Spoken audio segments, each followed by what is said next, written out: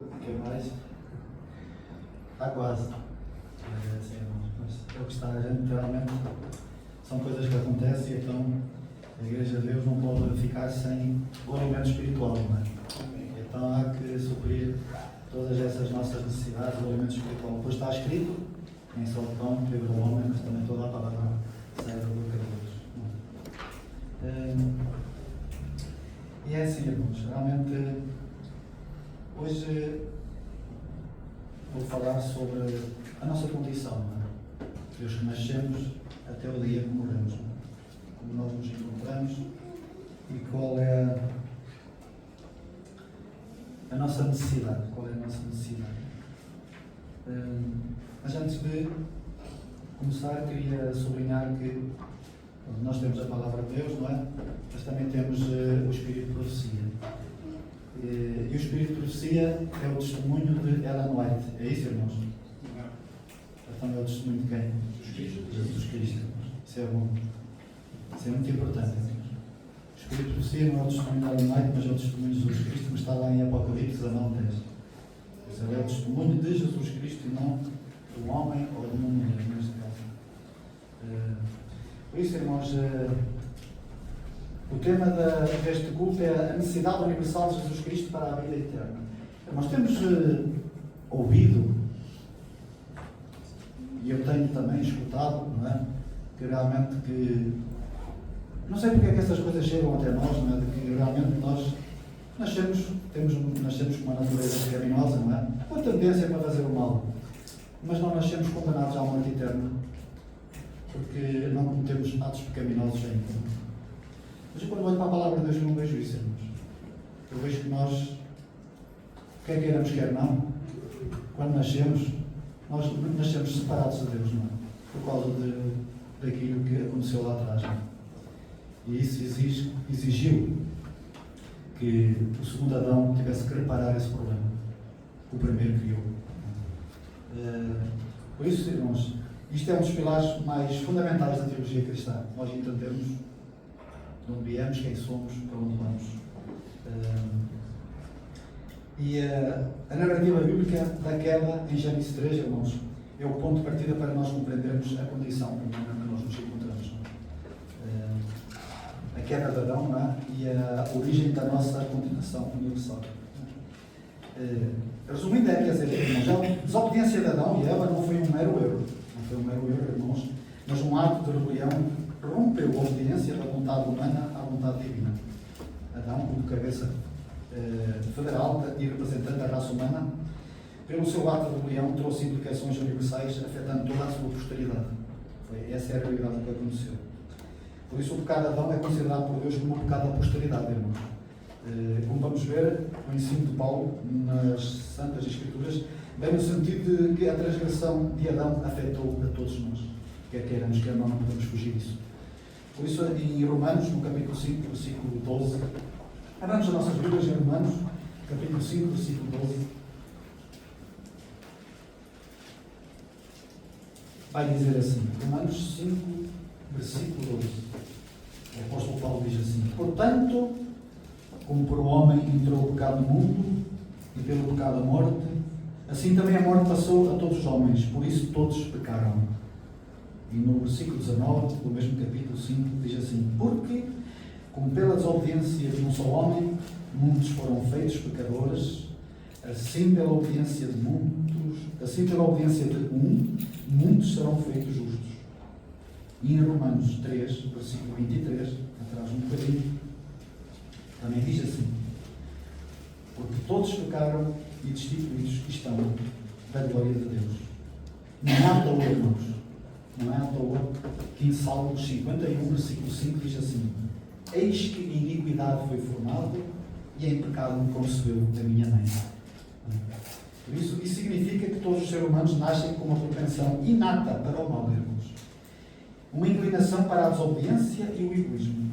Essa natureza corrompida é a raiz da qual brotam todos os atos pecaminosos. No Espírito de Profecia, irmãos, no Caminho a Cristo, nova edição, diz assim: antes da queda, Adão podia apresentar um caráter justo. Está Caminho a Cristo, nova edição, na página 40. Antes da queda, Adão podia apresentar um caráter justo, mediante a obediência à lei de Deus. Mas ele fracassou. E por causa do seu pecado, nossa natureza se acha decaída. E não podemos, por nós mesmos, alcançar a justiça. Pelo facto de sermos pecadores profanos, somos incapazes de obedecer à perfeita, santa lei de Deus. Não possuímos em nós mesmos a justiça necessária para satisfazer as exigências da lei de Deus. A primeira e mais evidente consequência da queda de Adão, irmãos, é a herança de uma natureza pecaminosa. É a herança de uma natureza pecaminosa. Mas isso também traz culpa para nós, irmãos. Também culpa. E nós vamos ver isso. Que é um estado universal que nós herdamos. Em Romanos, no capítulo 3, versículo 9, diz assim. Romanos 3, 9 diz assim: pois que somos nós mais excelentes? De maneira nenhuma. Pois já antes demonstramos que tanto judeus como gregos todos estão debaixo do pecado. Como está escrito, não há um justo, nenhum sequer. E Romanos 3, 19, mais à frente um bocadinho, versículo 19, diz assim: ora, nós sabemos que tudo o que a lei diz, aos que estão debaixo da lei, o diz, para que toda a boca esteja fechada e todo o mundo seja condenável diante de Deus. E no versículo 32 do capítulo 11 de Romanos, este capítulo é muito importante, este versículo. Romanos 11, 32, diz assim: porque Deus encerrou a todos debaixo da desobediência, para com todos usar misericórdia. Deus encerrou a todos debaixo da desobediência. Foi Deus injusto ao fazer isso? Não, irmãos. Não foi injusto. Porquê? Porque Deus não é injusto. Ele é um Deus justo. Nós vamos ver aqui algumas passagens aqui no Espírito de Profecia que vão dizer que realmente nós, quer queiramos, quer não podemos fugir desta condição que nós nos encontramos. Diz assim, Patriarcas e Profetas, página 31. O pecado dos nossos primeiros pais acarretou a culpa e a tristeza sobre o mundo. E se não for a bondade e misericórdia de Deus, teria mergulhado a raça humana em irremediável desespero. Em Fé e Obras, também na página 78, diz assim: temos motivo para incessante gratidão a Deus, porque Cristo, por sua perfeita obediência, reconquistou o paraíso que Adão perdeu pela desobediência. Adão pecou, e os filhos de Adão partilham de sua culpa e suas consequências. Mas Jesus assumiu a culpa de Adão, e todos os filhos de Adão que correm para Cristo, o segundo Adão, podem livrar-se da penalidade da transgressão. E também diz assim, aqui, nem me lembro aqui qual seria esta aqui. OC seria o quê? OC? Orientação da criança, é isso. Orientação da criança, na página 311. Os pais têm encargo mais sério do que imaginam. O pecado é a herança dos filhos. O pecado os separou de Deus. Jesus deu a sua vida para poder unir com Deus os elos partidos. Com relação ao primeiro Adão, os homens nada recebem dele, senão a culpa e a sentença de morte. Vemos aqui, irmãos. Não só o apóstolo Paulo diz que Deus encerrou todos debaixo da desobediência para com todos usar a misericórdia. E que, por causa de um homem, todos nós somos pecadores e estamos condenados. Quer queremos, que nós vamos ver, estamos separados de Deus. E não só, também o Espírito de diz que nós somos culpados, porque Deus nos imputa essa culpa. E nós vamos entender, não é a culpa do ato de Adão em si, mas a consequência de Adão se ter rebelado a Deus e a sua posteridade chegar a esta condição que nós nos encontramos. Nós vamos ver isso. Paulo vai reforçar isso, irmãos. Em Efésios, no capítulo 2, versículo 12. Efésios, capítulo 2, versículo 2, ele vai dizer assim: naquele tempo estáveis sem Cristo, separados da comunidade de Israel, e estranhos às alianças da promessa, não tendo esperança e sem Deus no mundo. Sem Deus no mundo. Isto significa um estado de separação de Deus, a fonte da vida, irmãos. É uma incapacidade inata de alcançar a retidão do próprio mérito. Este estado de morte espiritual é a base da condenação, tornando o homem incapaz de se salvar. Em Efésios, também no capítulo 2, versículo 3, agora diz assim: entre os quais também nós antes andávamos nos desejos da nossa carne, fazendo a vontade da carne e dos pensamentos, e éramos, por natureza, filhos da ira, como os outros também. filhos da ira como os outros também, irmãos. Por natureza somos filhos da ira, irmãos. Para a vida eterna, quer queiramos, quer não, irmãos. Quer aceitemos, quer não aceitemos. Seja qual for a idade que nós tivermos, irmãos. Cristo é preciso, sempre. Amém. Não é porque eu nasci criança e estou salvo pela minha inocência, não estou condenado à morte eterna. Mas onde é que a palavra de Deus diz isso, irmãos? Onde é que a palavra de Deus diz isso? Em lado nenhum nós encontramos isso. Mas essas coisas vêm até nós, irmãos. Essas coisas vêm até nós. Realmente. Essa condenação que veio sobre todos os homens por meio da ofensa, essa é a condenação que veio sobre todos os homens pela ofensa de Adão. Por exemplo, em Romanos, no capítulo 5, versículo 18, já lá estivemos, diz assim: pois, assim como por uma só ofensa veio juízo sobre todos os homens para a condenação, assim também por um só ato de justiça veio a graça sobre todos os homens para a justificação de vida. A palavra culpa que nós vimos aqui, irmãos, não se refere à responsabilidade pessoal pelo ato de Adão, mas sim a uma condição herdada de separação de Deus. Não é? O pecado de Adão separou-nos de Deus, que é a fonte da vida. Que é a fonte da vida. E se nós estamos desligados da fonte da vida, não quer queiramos, quer não, estamos condenados à morte temporal e, por consequência, à morte eterna. À morte eterna. Agora, nós vemos aqui que, realmente, esta condenação é um estado de separação da fonte da vida e de sujeição à morte. Uma condição que herdamos pela nossa conexão com Adão.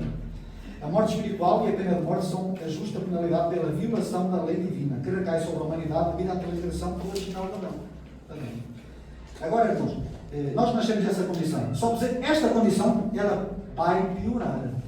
Ela vai piorar. Confio que nós vamos crescendo e vamos tendo consciência, não é? Daquilo que é pecado aos olhos de Deus e vamos pecando, não é? Por isso, há uma escala de culpabilidade. Pecados pessoais ou até por ignorância. Seja eles quais forem. Embora a condenação inicial seja um estado herdado, a culpabilidade individual e a profundidade dessa condenação aumentam à medida que o indivíduo cresce e comete inconscientemente ou conscientemente seus próprios atos pecaminosos. Por isso, a Bíblia declara que há essa responsabilidade. Em Ezequiel, no capítulo 18, versículo 20, diz assim: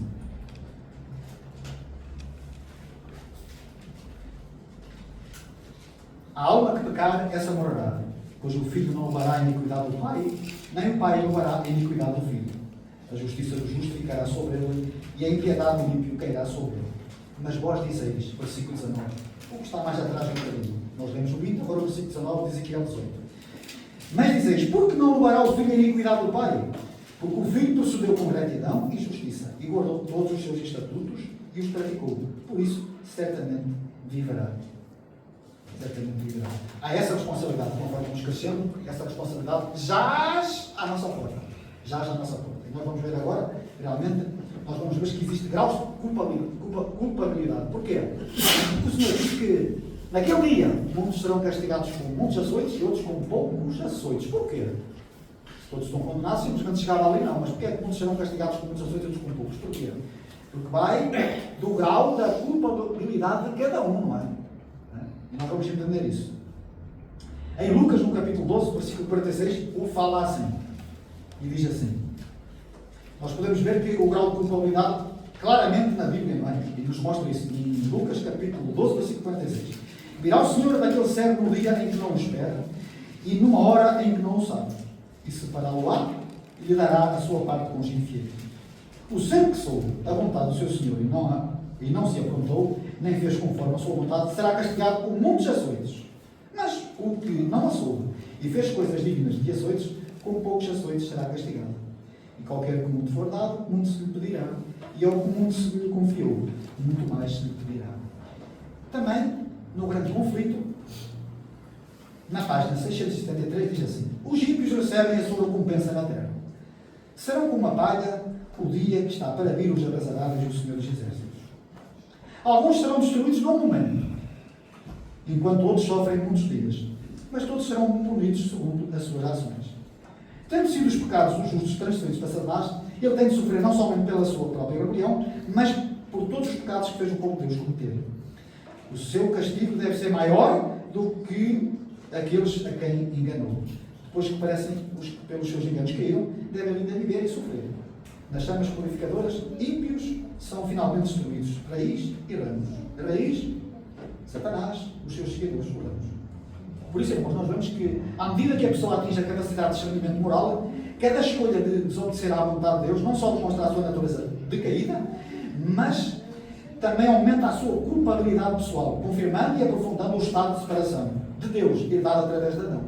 Assim, os pecados pessoais agravam a condenação já existente, tornando o indivíduo plenamente responsável por suas próprias transgressões e, mediante o grau de culpabilidade, será determinado se ele será castigado por muitos ou poucos açoites. Por isso, irmãos, realmente, nós podemos ver que, quer queiramos, quer não, pecar é sempre pecado. Não tem como fugir disso. E Deus tem isso em consideração.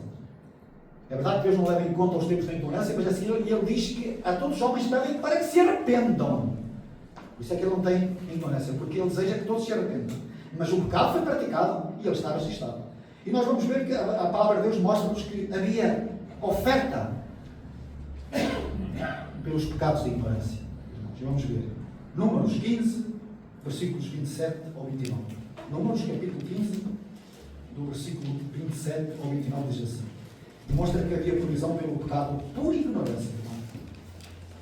Diz assim: e se alguma alma pecar por ignorância, para a expiação do pecado oferecerá uma cabra de um ano. E o sacerdote fará a expiação pela pessoa que pecou, quando pecar por ignorância. Perante o Senhor, fazendo expiação por ela, e lhe será perdoado. Para o natural dos filhos de Israel e para o estrangeiro, que no meio deles peregrina. Uma mesma lei vos será para aquele que pecar por ignorância. Por isso, irmãos, o pecado é sempre pecado. E a culpa existe mesmo na ignorância. Uma ação contrária à lei divina que gera culpa, não é? E mesmo que o transgressor não estivesse plenamente consciente disso, isso se deve à natureza santa de Deus e à perfeição da sua lei. Qualquer desvio intencional ou não cria a separação e exige reparação. Exige reparação. A necessidade de expiação é universal. A expiação de Cristo é tão abrangente que cobre todas as formas de culpa, incluindo a culpa herdada, a condição de estar separado de Deus sob a pena de morte, e a culpa pelos pecados cometidos, incluindo os por ignorância. Assim vemos que a condenação aumenta com a desobediência, porque ao ceder às propensões herdadas e cometer pecados pessoais, mesmo por ignorância, o indivíduo retifica a rebelião iniciada por Adão, aprofundando a sua separação de Deus e a sua culpabilidade de Deus. Agora, realmente, até aqui vimos que não há nada de bom mesmo. É uma miséria. Não é? Por isso é que a palavra de Deus diz que em iniquidade foi formado e em pecado concebeu a minha mãe. Há quem diga que esse pecado que era a mãe ser pecadora. Não. A mãe era pecadora e David não era. David não era pecadora, não. Era só a mãe que era pecadora. Realmente, irmãos, nós nos encontramos nesta situação. A nossa situação é esta. Miserável homem que eu sou, diz a palavra de Deus, realmente. Mas há um remédio para isto, irmãos. Há um remédio. Há um remédio. Em João, capítulo 1, versículo 29, nós temos esse remédio para esta nossa miséria, irmãos. Diante desta condição humana universal de condenação, irmãos, que nós nos encontramos, a necessidade de um Salvador é absoluta, irmãos. Absoluta. João, capítulo 1, versículo 29, diz assim: e no dia seguinte, João viu a Jesus. Vinha para ele e disse: eis o Cordeiro de Deus, que tira o pecado do mundo. Jesus, irmãos, é a única resposta para o problema do pecado, tanto em sua dimensão herdada, quanto em sua manifestação pessoal. Irmãos, há quem diga: Cristo, como homem, quando nós nascemos, ele não era igual a nós, irmãos. O santo que de ti há de nascer. Quem é que aqui nasceu santo? Eu só conheço um que nasceu santo, foi Jesus. E eu, para ser santo, tenho que nascer de novo. Nascer de novo. Agora, Jesus, como homem, é o nosso exemplo. Ele era carne da nossa carne, ossos dos nossos ossos. Não. Mas ele foi o único ser que nasceu santo aqui nesta terra. E ele não precisou de nascer de novo. Agora, nós, irmãos, para ser santos precisamos de nascer de novo, porque a nossa condição é irremediável. Mas Deus resolveu esse problema, não é? E Ele enviou o Cordeiro de Deus que tirou o pecado do mundo para resolver esta nossa situação. Por isso, como diz a palavra de Deus, quem tem o Filho tem a vida, quem não tem o Filho não tem a vida. Agora, como é que uma criança tem vida e nasce e tem direito à vida eterna? Porque ainda não pecou. Irmãos, onde é que a Bíblia diz isso? Então quer dizer que essa criança tem poder para herdar a vida eterna. Então Cristo não é preciso. Não, irmãos. A palavra diz que quem tem o Filho tem a vida, quem não tem o Filho não tem a vida. Não interessa, irmãos. Adão cometeu um erro e nós estamos aqui nesta condição que nos encontramos. Agora Deus enviou o segundo Adão, não é? Ele enviou o segundo Adão para resolver este problema como o primeiro Adão criou. Deus nos abandonou, irmãos. Ele não nos abandonou. Jesus, Ele, numa visão espiritual, não é? Numa visão espiritual, nós vemos que Jesus, em Hebreus, no capítulo 7, versículo 26, diz assim: Ele era impecável, era santo, puro, imaculado, inocente. Não havia nada que pudesse apontar nele. Nada. E diz assim, Hebreus 7, versículo 26. Porque nos convinha tal sumo sacerdote, santo, inocente, imaculado, separado dos pecadores, feito mais sublime do que os céus. Jesus nasceu sem a mancha do pecado, sem propensões para a corrupção, ou inclinação para a corrupção. Ele era moralmente imaculado, como Adão antes da queda. Essa pureza era essencial para que ele fosse o sacrifício perfeito e sem pecado, pois não possuía a condição de condenação herdada, nem as propensões pecaminosas que caracterizam a humanidade decaída. Isto é uma visão espiritual de Jesus. Era santo, imaculado, inocente. Agora, quando nós temos uma visão corporal de Cristo, não é? Nós vemos que em Hebreus, no capítulo 2, versículo 17, neste mesmo livro que nós temos, Hebreus 2, capítulo 2, versículo 17, diz assim: Ele participou das nossas fraquezas.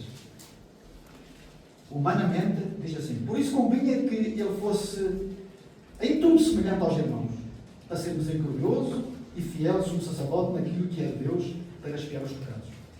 Quer dizer, ao mesmo tempo que Cristo tomou a nossa natureza em seu estado piorado. Ele experimentou as consequências do pecado: fome, dor, fraqueza, sofrimento, morte, e se submeteu à lei, sendo de hereditariedade. É palavra complicada esta. Já em casa tentei dizer esta palavra 2 vezes, mas nunca sai certo. Eu também não estou bem muito. Estou a ser um instrumento um bocadinho fraco, mas pronto. Mas sempre tentado em tudo como nós. Não é? Ele assumiu as debilidades inocentes que resultam da queda, mas não as inclinações para o mal. Essa harmonização significa que Jesus assumiu as consequências do pecado, debilidades inocentes, não é? Mas não as propensões pecaminosas, inclinações para o mal.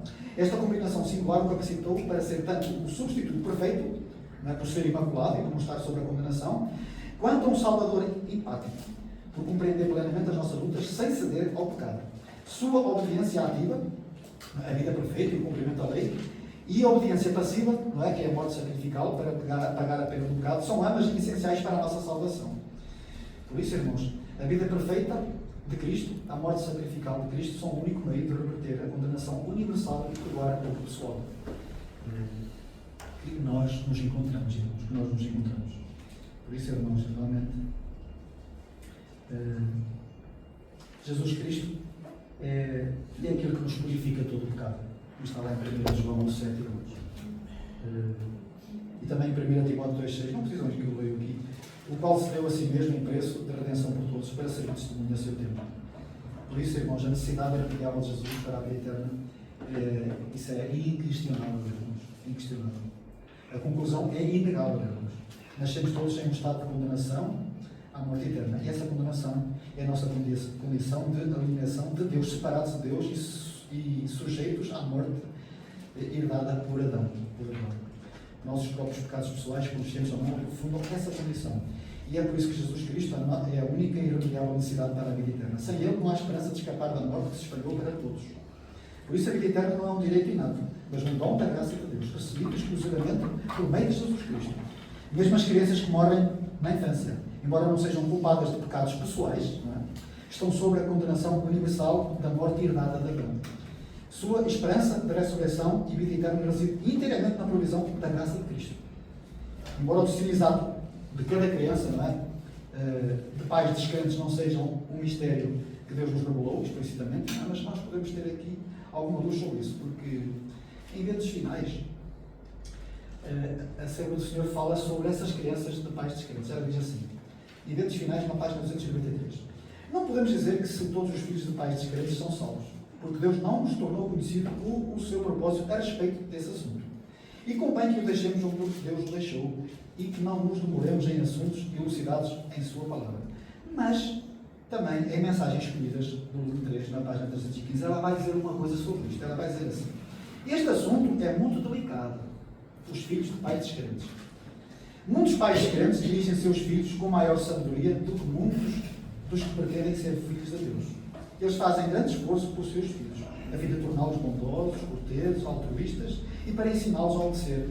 E neste sentido, os descrentes manifestam maior sabedoria do que os pais que possuem grande luz da verdade, mas cujas obras não correspondem absolutamente à sua fé. Realmente nós vemos aqui, irmãos, que mesmo os filhos destes pais descrentes, assim, que é um assunto que não foi elucidado na palavra de Deus, não é? O Espírito se declara que há pais que estão lá fora, às vezes, que não conhecem a Deus, mas eles têm uma educação pelos seus filhos que às vezes está além da nossa, que nós damos às vezes. Porque há de haver ali o temor de Deus de alguma forma no coração desses pais, não é? Mas nós não sabemos. E são coisas que estão nas mãos de Deus, Deus saberá. Mas em relação aos filhos de pais crentes, não é? Em 1 Coríntios, capítulo 7, versículo 14, irmãos, a Bíblia vai falar também sobre isso. Filhos de pais crentes. E também tem aqui, no Espírito Santo também fala sobre isso. Mas agora em 1 Coríntios, capítulo 7, versículo 14, diz assim, porque o marido descrente é santificado pela mulher, e a mulher descrente é santificada pelo marido. De outra sorte, os vossos filhos seriam imundos, mas agora são santos. Esta proteção, pela fé dos pais, eu vou ler aqui a citação primeiro do Espírito de Profecia, Mensagens Escolhidas, volume 3, página 313, diz assim, filhos de pais que são crentes. Sei que alguns têm perguntado se os filhinhos mesmo de pais que creem vão ser salvos, pois não tiveram nenhuma prova de caráter e todos precisam ser provados. E seu caráter tem de ser determinado pela prova. É feita a pergunta, como podem as criancinhas ter esse teste e prova? E ela vai dizer, e portanto, que vai estar em harmonia com 1 Coríntios 7,14.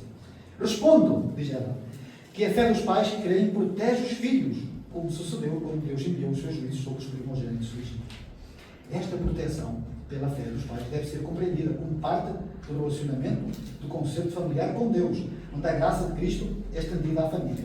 Não significa que a fé dos pais ganhe a salvação dos filhos, mas que Deus opera dentro do ambiente de discipulado e submissão à sua vontade, refletindo a sua promessa às famílias fiéis. É assim, é assim que as coisas funcionam. E não como muitos tentam ensinar, não é? Que vem tentar aqui desvirtuar que nós assim não somos assim tão maus como parece. Não somos assim tão maus como parece, não é? E que Jesus, o sangue dele só tem valor a partir de uma certa idade. Aí é que ele pode ser aplicado. Até ali não precisa de Cristo ir para o céu. Mas onde é que está isso na palavra de Deus? Cristo é preciso, nós precisamos de Cristo. É assim, irmãos. Eu estou quase como um pastor ao bispo, ele falou essa frase, e eu estou de acordo. Para ser pecador basta nascer. Nasceu, pronto, já está, já precisa de Cristo.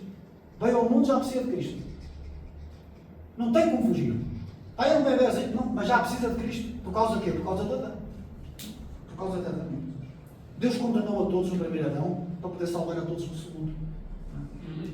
Será que Deus foi injusto? Não, Deus não foi injusto, irmãos. O inimigo é assim, quando alguém aceita Cristo como Senhor e Salvador, irmãos, e ele se aproxima dele, não é? Jesus se aproxima dele, não é? Jesus disse, todo aquele que vem a mim, maneira nenhuma lançarei fora, não é? Quando Jesus se aproxima dele, o diabo diz, ei, peraí, é que veja a minha vontade toda a vida, agora aceita como Senhor e Salvador, veja aqui, levas o Manel, levas o António, levas o João, levas a Maria, levas todos os porquês, não é? E sabe o que é que Deus fala? O que é que Jesus disse? Olha, eu para teu belo prazer, condenei a todos no primeiro. E agora, como segundo, também vou salvar a todos. Não é? Então, Deus foi injusto? Não, Deus não foi injusto. Não. Então, Satanás ficou satisfeito, não é? Deus condenou toda a humanidade no primeiro Adão. Mas agora, porquê? Porque tinha de trazer o segundo para no segundo Adão poder salvar e alcançar a todos. Não é? E o inimigo perde os argumentos, irmão. Não há mais conversa, terminou. Não é? Por isso é que Jesus pode alcançar a todos. Alcançar a todos. Mas há um caminho, há um trajeto que tem que ser feito, irmão. Por isso, irmãos, toda a humanidade, quer queiramos, quer não, nasce separada de Deus. Por isso é que a palavra de Deus diz, irmãos, que Deus amou o mundo de tal maneira que deu o seu Filho unigênito para que todo mundo ele cria, não pereça, mas tenha a vida eterna. Agora, uma criança não cria, não, mas os pais estão ali, não é? Porque senão os vossos filhos seriam imundos, não é? Agora, em relação às crianças de pais descrentes, vamos mostrar isso aí é silêncio. Silêncio, porque está nas mãos de Deus. Uma coisa é certa, Deus não será injusto. Porque Ele nunca foi injusto e jamais será. Por isso devemos entregar essas coisas. Irmãos, eu escolhi este tema hoje para falar porque essas coisas às vezes vêm e entram para dentro da igreja. Irmãos, isto não é que sejam coisas assim muito importantes, mas são pedrinhas no nosso sapato.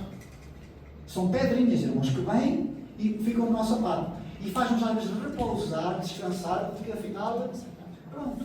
Não é? Não temos encontrado às vezes pessoas lá fora de que têm essa ideia, irmãos, de que é assim, não, Deus é amor. Deus no fim não vai ser assim tão mau. E pronto, e no fundo Deus certamente salvará a todos. Não é? É agradável ouvir essas frases, não é? Isso cai bem, não é? Mas não é assim que as coisas funcionam, não é assim que isto funciona. Há um trajeto, há um caminho que Deus destinou e preparou para cada um. E todos nós temos que passar por lá. E Jesus disse, eu sou o caminho, a verdade e a vida, e ninguém vem ao Pai senão por mim. E ponto final. Não vale a pena andarmos aqui à luta. Ele é preciso. Desde o primeiro momento de vida até ao último suspiro. Ele é preciso. Ele é preciso. Ele é o nosso Redentor, não é? O seu sangue é o único que pode nos pôr lá, dentro daquela cidade da Nova Jerusalém, daquela celestial. É o único. Esta é a minha oração para esta manhã, para que a gente possa realmente reconhecer que temos que nos agarrar a esse braço onipotente de Cristo, que quer queiramos, quer não, irmãos, acompanhou sempre o povo de Deus ao longo da história da humanidade. Ele esteve sempre presente. Ele é o Cordeiro de Deus Criador da transformação do mundo. Ele já lá estava. Acompanhou Adão, acompanhou Eva, acompanhou Abel, acompanhou Caim, acompanhou Sete, Abraão, Isaac, Jacó, acompanhou todos. Alguns decidiram por Deus, outros não decidiram, uns aceitaram, outros rejeitaram, e agora nós estamos aqui e é a mesma coisa. Porque realmente, se fosse assim como é ensinado, irmãos, nós valia chegar a casa e sacrificar os filhos, porque vocês estão sós, não é? Então, para que estar a crescer, matar enquanto são crianças que assim têm todo direito à vida eterna, irmãos? Mas isso cabe na cabeça de alguém. Então era melhor morrer logo na infância, que assim estava a salvação garantida, irmãos. Será que é assim, irmãos? Não, não é assim. Por isso, irmãos, que nós possamos reconhecer que Jesus é preciso na nossa vida, desde que nós viemos ao mundo até o fogo da vida. E depois continuará a ser preciso na nossa vida, não é? Porque eu digo o último fogo de vida, porque aí é que determina se nós realmente estamos com Cristo ou estamos separados de Cristo. Por isso que nós possamos meditar no que Ele foi dito e levantar os nossos braços ao céu, irmãos. Eu não posso levantar muito mais, ainda ando aqui, meu irmão, com o braço, mas ainda posso levantar as nossas mãos aos céus, não é? E dar graças a Deus, não é? Que nos amou, não é? De tal maneira, não é? Ele diz, com amor eterno te amei, e com amor eterno salvei. Por isso, irmãos, que nós possamos abraçar esta salvação, para que a gente possa estar na presença desse Deus maravilhoso, que está aqui no nosso meio hoje. Depois não estiver dois ou mais reunidos, em meu nome eu estarei no meio deles. Por isso Cristo está aqui. Por isso, glória a Deus, irmãos.